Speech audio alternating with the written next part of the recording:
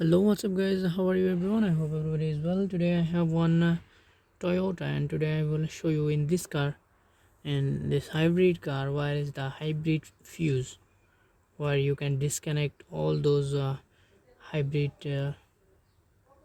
battery. I will show you where is this fuse. See, rear side, remove this full cover.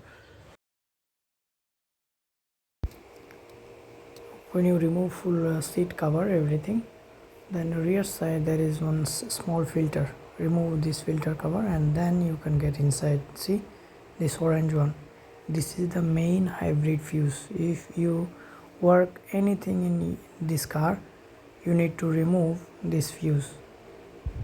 Any electrical work if you're doing, you need to disconnect first hybrid system. This is the fuse. Okay,